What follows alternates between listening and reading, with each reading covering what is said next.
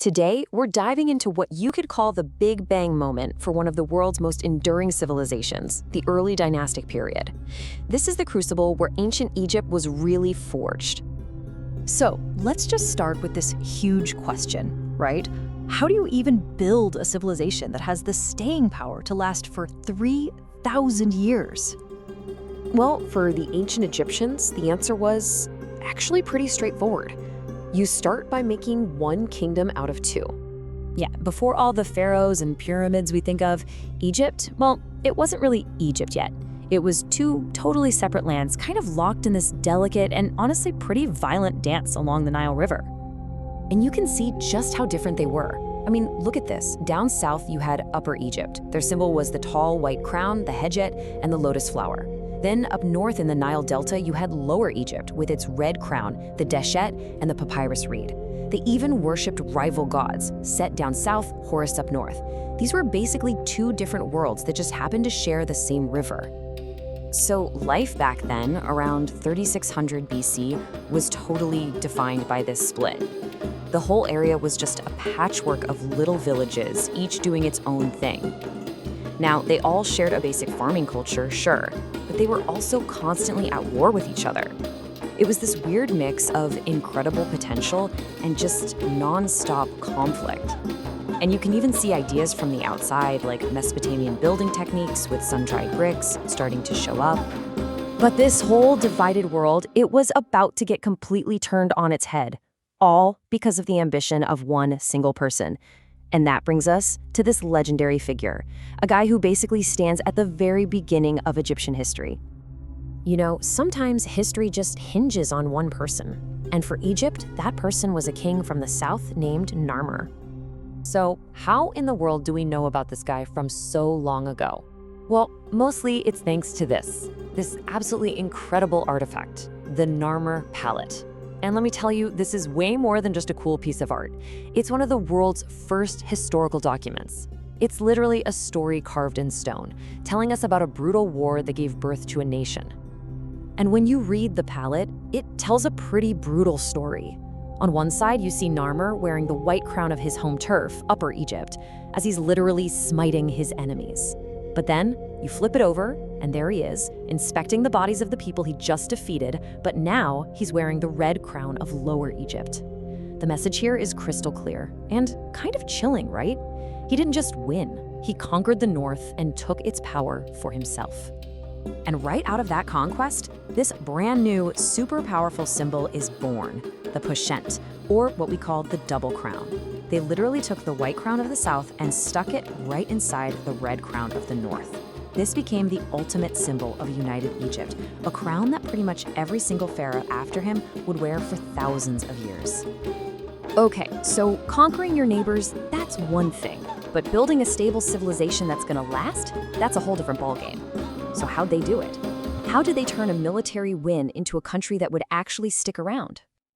It turns out they had a pretty clear playbook. Step 1, set up a new capital city at Memphis, right between the two old kingdoms, to centralize power. Step 2, create a real government. The pharaohs started appointing governors to run things in all the different provinces. Step 3, make the king a god. I mean, literally. The idea of divine kingship was formalized. The ruler wasn't just a guy in charge, he was a living god on earth. That makes his authority pretty absolute, right?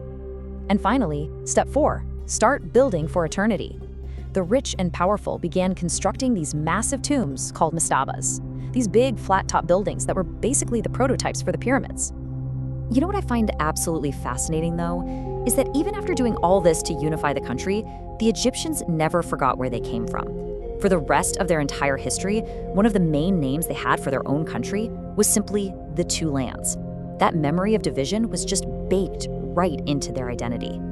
So while this massive political revolution is happening, there's another one going on at the exact same time, an information revolution. The Egyptians were developing maybe the most important tool any state can have, a system of writing. And hieroglyphs didn't just pop into existence fully formed. They evolved, and they evolved fast. At first, it was just simple symbols for, accounting. keeping track of grain, cattle, that kind of thing. But pretty soon it became a tool for royal power. You start seeing the king's name written inside the symbol of a palace facade called a Sirik, basically branding his property. And then, by the Second Dynasty, something truly incredible happens. We get the first complete sentences. So what do you think the very first complete sentence in Egyptian history is about? Well, we found it on a royal seal, and get this, it's pure political propaganda.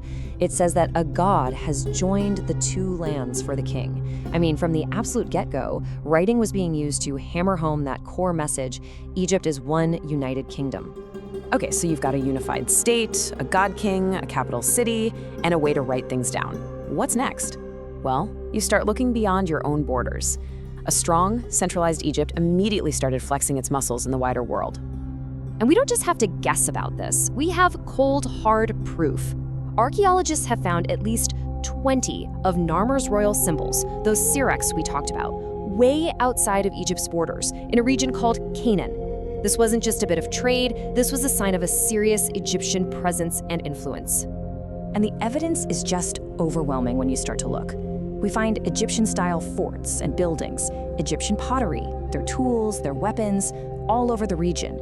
They also pushed south, settling and occupying Lower Nubia. It's pretty clear that even in this super early period, the pharaoh's influence probably stretched all the way from modern-day Tel Aviv down to the second cataract of the Nile. That's a huge area of control. And as they expanded, their art started to do something really interesting. It began to define who was Egyptian by showing who wasn't. They came up with these standard ways to draw foreigners. You have the bearded Asiatics from the east, the curly-haired Libyans from the west, and the conquered Nubians from the south. It was a really powerful way of building a national identity by clearly showing us versus them. So when you put it all together, it's pretty clear, right? The early dynastic period wasn't just some opening act. It wasn't just a beginning. It was the whole foundation. All right, so if you're gonna remember one thing, make it this. The violent unification of the two lands. That was the spark that lit the fuse. But it was all the state building that came after. The capital, the government, the writing, the god king. That was the real engine. Everything we picture when we think of ancient Egypt, especially those giant pyramids of the Old Kingdom, was only possible because of the groundwork laid right here, in this period. So they built the foundation, an incredible foundation.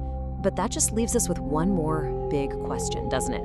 A foundation is one thing, but how do you build on it to create a legacy that lasts for 3,000 years? A legacy that truly echoes through eternity? Well, that's a story for another time. Thanks for watching, and if you liked the video, then hit the like button.